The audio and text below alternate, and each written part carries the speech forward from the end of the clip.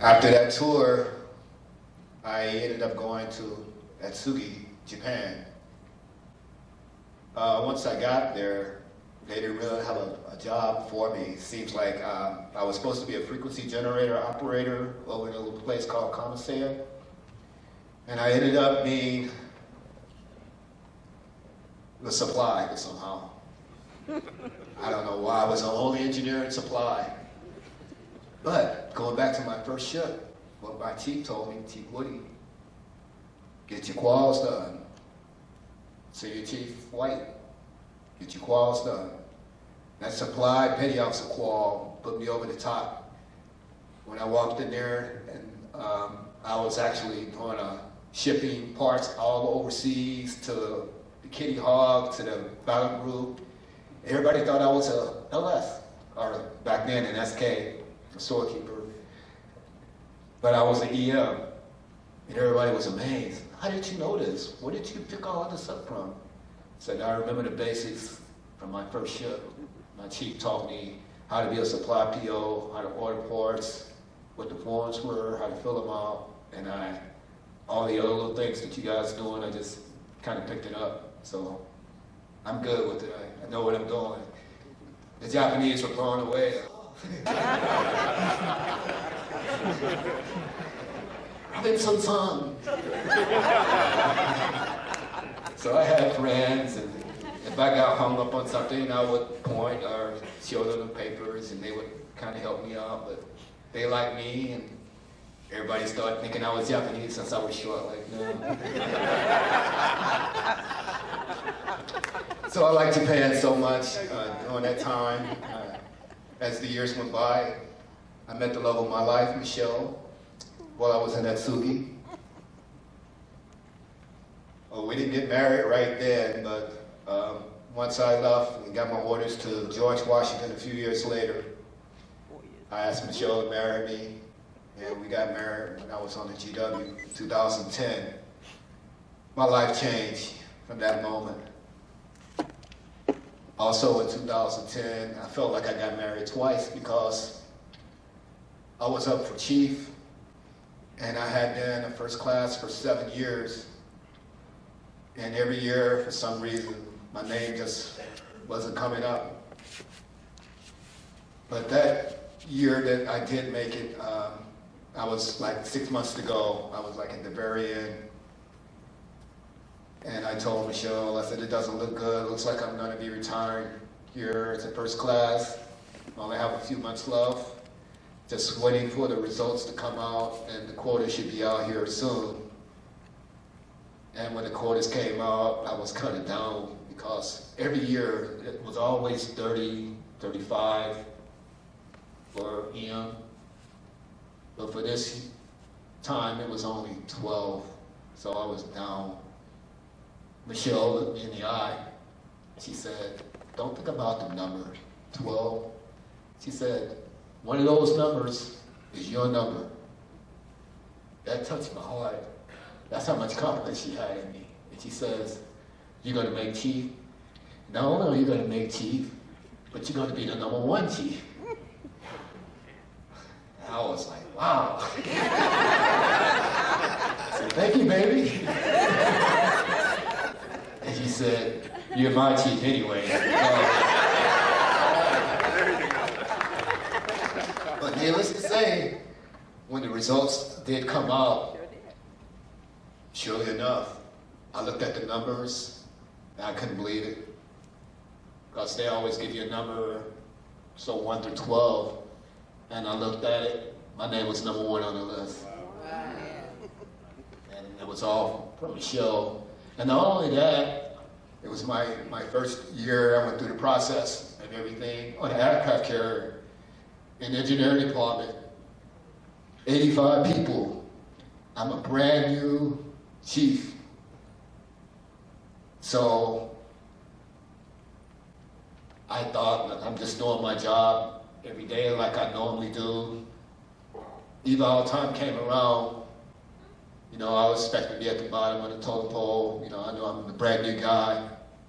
CMC calls me in the office, says, hey, how do you think you're performing? How do you think you're doing? I said, I'm taking care of my sailors. I'm looking out for them. I'm over 20 years, and I'm just trying to do the best for them right now. He says, I can see that every day, but how do you really think you're doing when it comes to your eval, your brag sheet? I said, I documented everything that I've done since I've been here. I said, nothing has changed. The only thing changed was me putting on a new uniform. I'm doing the same job I've always did. And he said, that's what I wanted to hear. He says, you're going to be in my top 10. He says, you're outstanding for a brand new chief coming into the mess after the first year. It's hardly ever someone to be ranked in the top 10 or the top 30%. And I was up there, I got an EP for my first eval as a chief petty officer. I was blown away. And I got ready to transfer. I went up for my orders. I was trying to get closer to my wife. My detailer was telling me that I only have 3 billets for you. San Diego, LCS Squadron 1, Mayport, Florida, Reserve Center, or Hawaii, Public Works with the CDs, like you were doing when you were in at Sugi with supply. So I asked my wife which one. She said, they can't do anything with your man. No, I did 7 years, he's not going forward. So she said, I think you can go to San Diego. So thank my wife for letting me take orders here at the LCS Squadron 1. And you welcome me here. It's like another family. It's been amazing, the support that I've gotten throughout the last 3 years. Michelle, she enjoys every time she comes to visit me, the area. And I just want to say thank you from the bottom of my heart. I also want to say thank you to Chief Belvis, Senior Chief Childers, for putting all of this together, because, like Chief Wildick said, I was just gonna quietly walk away. There was no really planning for me to have a ceremony, but in a short amount of time, they put all of this together for me and my family, and for the sailors that's out there today.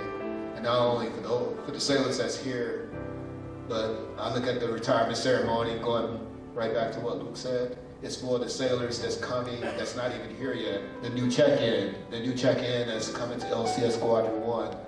The new check-in that's at boot camp right now. The new check-in that's getting ready to go through all of the schools, the pipeline. I did it for them, because as I depart, just like a child, an old man dies, a child is born. As I depart, someone else is coming in my footsteps behind me. Just like I've walked the footsteps of those that's gone before me. So it never ends. I'm so proud to be a Chief Petty Officer. I'm so proud to be a sailor. I'm so proud to be a member of the LCS family. I'm so proud to have served 24 years in the United States Navy. And I'm so proud to be here with you today, because many, many people that started out with me, I lost shipmates along the way. Some fell overboard, some got killed in car accidents. I remember them, and I will always remember them. And memories are close to my heart. I can tell you a lot of stories, things that I've seen. But thank you for being here with me today. And thank you, my family, for coming. God bless you. God bless our Navy. God bless the military. And God bless America. Amen. Thank you.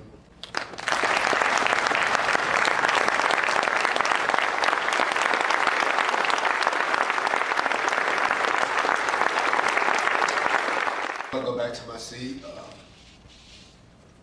One Johns, could you come up to front?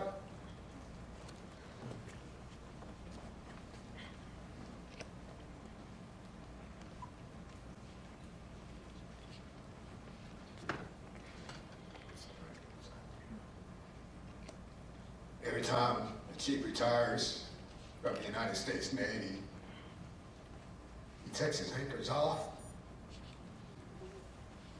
and he passes them on. And when shines, he